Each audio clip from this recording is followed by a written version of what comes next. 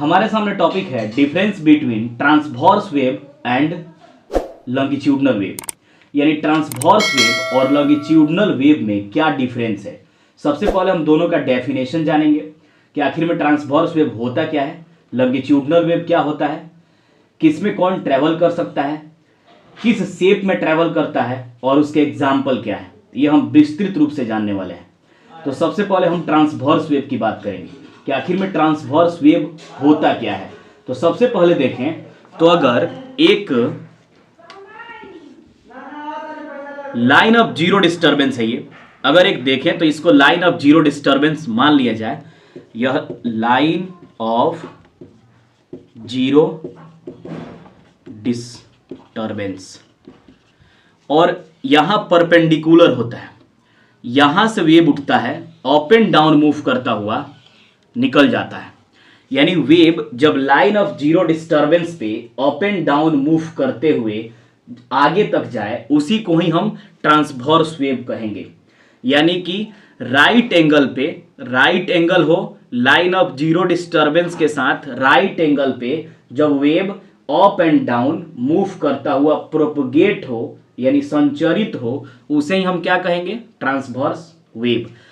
और ये जो ऊपर आप एलिवेशन देख रहे हैं इसको कहा जाता है क्रेस्ट, और नीचे जो डिप्रेशन देख रहे हैं इसको कहा जाता है ट्रॉ।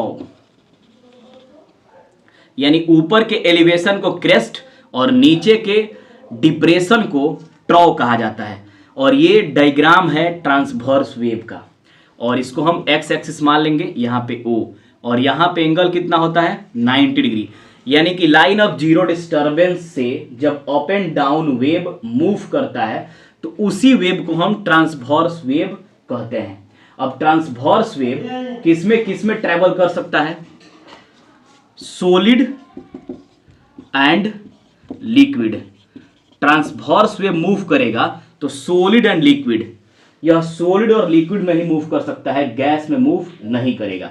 अब क्यों गैस में मूव नहीं करेगा, गैस में इसलिए मूव नहीं करता है क्योंकि गैस के पार्टिकल्स इधर उधर होते हैं, यानी कि रेंडमली स्प्रेड आउट होते हैं। अब जैसे ही ये अप एंड डाउन मूव करना चाहेगा तो उस स्थिति में यह गैस के जो मॉलिक्यूल्स हैं, पार्टिकल्स हैं, स्प्रेड आउट हो जाएंगे, बिखर जाएंगे। और जैसे ही पार्टिकल्स बिखर जाएंगे तो ट्रांसवर्स वेव वन पॉइंट से अनदर पॉइंट तक मूव नहीं कर पाएगा। तो इसीलिए हम कह सकते हैं कि ट्रांसवर्स वेव सॉलिड और लिक्विड में ही मूव करता है, गैस में मूव नहीं करता है। और इसका अगर हम एग्जांपल देखें तो rippling of water, rippling of water. अब रिपलिंग क्या है, रिपलिंग मतलब उर्मी। अब उर्मी क्या है, जब आप किसी शांत जल में एक पत्थर डालते हैं तो इसमें लहर उठता है, यानी कि रिपल्स बनता है, उर्मियां बनती है, और उसी को हम क्या बोलेंगे कि वहां पे जो शेप दिखता है, अगर एक शांत जल में पत्थर डालिए तो उसमें अप एंड डाउन एक शेप बनता हुआ वाटर मूव करने लगता है, और वही up and down shape transverse wave का एग्जाम्पल है। और जो लाइट है वह ट्रांसवर्स वेव है। लाइट क्या है, ट्रांसवर्स वेव। यानी जब भी लाइट मूव करता है तो इसी शेप में मूव करता है। तो हम कह सकते हैं कि लाइट कौन सा वेव है, ट्रांसवर्स वेव। यानी कि उसको इलेक्ट्रोमैग्नेटिक वेव भी कहा जाता है, लेकिन शेप के हिसाब से चलें, लाइट के शेप के हिसाब से चलें तो वह ट्रांसवर्स वेव भी है।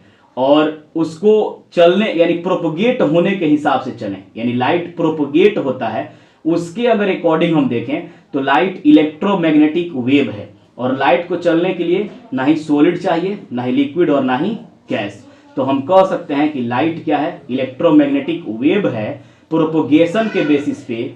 लेकिन अगर शेप के बेसिस पे देखें तो लाइट ट्रांसवर्स वेव है। लाइट क्या है, ट्रांसवर्स वेव है। और लाइट ट्रांसवर्स वेव शेप के आधार पे है। आप समझ गए कि ट्रांसवर्स वेव होता क्या है, यह क्रेस्ट और ट्रॉ के फॉर्म में चलता है, यह सॉलिड लिक्विड में ट्रैवल करता है, गैस में ट्रैवल नहीं करता है क्योंकि गैस के मॉलिक्यूल्स स्प्रेड आउट हो जाते हैं, बिखर जाते हैं। और जब भी ये मूव करेगा तो लाइन ऑफ जीरो डिस्टर्बेंस से अप एंड डाउन मूव करेगा और राइट एंगल पे मूव करेगा। इसका एग्जाम्पल एक है रिपलिंग ऑफ वाटर, अगर इस वेव को देखना है तो हम रिपलिंग ऑफ वाटर से समझ सकते हैं। अगर पानी में पत्थर डालते हैं तो पानी का जो लहर है, पानी का जो लेवल है, स्तर है, अप एंड डाउन मूव करने लगता है, तो वहाँ ट्रांसवर्स वेव है। या फिर से हम अगर कोई बॉक्सर होता है तो जिम में क्या करता है, रोप को यानी रस्सी को पकड़ के अप एंड डाउन मोशन कराता है, तो वहाँ रस्सी अप एंड डाउन मोशन करता है और वह क्या है, ट्रांसवर्स वेव है। यानी उसी शेप में ट्रांसवर्स वेव चलता है। या सिलिंकी है, सिलिंकी मतलब स्प्रिंग, अगर उसको हम अप एंड डाउन मोशन कराने लगे तो वह ट्रांसवर्स वेव का एग्जाम्पल होगा, यानी उसके शेप का एग्जाम्पल होगा। इसे आप माइंड मैप के तौर पे लिखिए।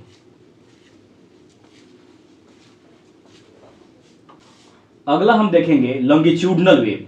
आखिर में लॉन्गिट्यूडनल वेव क्या है? तो जब भी वेव के particles back and fourth motion करें, यानी वेव के पार्टिकल्स कंप्रेशन और रेयरफेक्शन के थ्रू वन पॉइंट से अनदर पॉइंट तक प्रोपोगेट हो, उसी वेव को हम लॉन्गिट्यूडनल वेव कहेंगे। जैसे मान लिया जाए यह सोर्स ऑफ साउंड है, यानी ये हॉर्न है, यहां से साउंड प्रोड्यूस हो रहा है, और जब भी पार्टिकल्स कंप्रेशन, रेयरफेक्शन,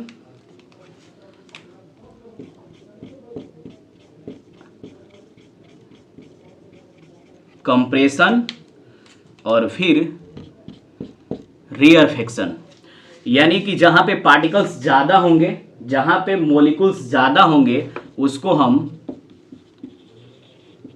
कंप्रेशन कहेंगे, और जहां पे मॉलिक्यूल्स कम होंगे, जैसे ये आप देख रहे हैं कंडीशन, या ये कंडीशन देख रहे हैं, उसको हम रेयरफेक्शन कहेंगे। यानी कि जब भी साउंड प्रोड्यूस होता है तो कंप्रेशन और रेयरफेक्शन के माध्यम से वन पॉइंट से अनदर पॉइंट तक मूव करे, उसी वेव को लॉन्गिट्यूडनल वेव कहा जाता है। यानी जब भी मॉलिक्यूल्स वाइब्रेट करेंगे तो एक जगह ज़्यादा मॉलिक्यूल्स हो जाएंगे, फिर कम मॉलिक्यूल्स, फिर ज़्यादा मॉलिक्यूल्स, फिर कम मॉलिक्यूल्स, ऐसे करके मॉलिक्यूल्स साउंड वेव को एक जगह से दूसरे जगह तक आसानी से पहुंचा देते हैं। और यही जो शेप है, वही शेप क्या कहलाता है, लॉन्गिट्यूडनल वेव। यानी कि जब भी वेव के molecules back and fourth motion करते हैं, उसे हम लॉन्गिट्यूडनल वेव कहते हैं। Longitudinal wave propagate in solid, liquid and gas. Longitudinal wave तीनों मीडियम में चलता है, सॉलिड में भी, लिक्विड में भी और गैस में भी। यानी लॉन्गिट्यूडनल वेव सॉलिड में भी चलेगा, लिक्विड में भी चलेगा और गैस में भी। और जो हमारा साउंड है, जो आप सुन रहे हैं, मेरे साउंड को आप सुन रहे हैं, वह साउंड लॉन्गिट्यूडनल वेव है। यानी वह साउंड क्या कहलाएगा, लॉन्गिट्यूडनल वेव। लॉन्गिट्यूडनल वेव का एग्जाम्पल हमारा साउंड है, यानी कि sound is a example of longitudinal wave. यह सॉलिड, लिक्विड, गैस तीनों में ट्रेवल कर सकता है। आप जानते हैं कि साउंड सॉलिड, लिक्विड और गैस में ट्रेवल कर सकता है। और जब भी साउंड वेव या जब भी wave back and fourth motion करके मूव करता है और कंप्रेशन और रेयरफेक्शन के थ्रू मूव करता है, उसी को हम लॉन्गिट्यूडनल वेव कहते हैं। तो मुझे आशा है कि आप बेहतर समझे हैं। इसका नोट्स आपको डिस्क्रिप्शन में मिलेगा।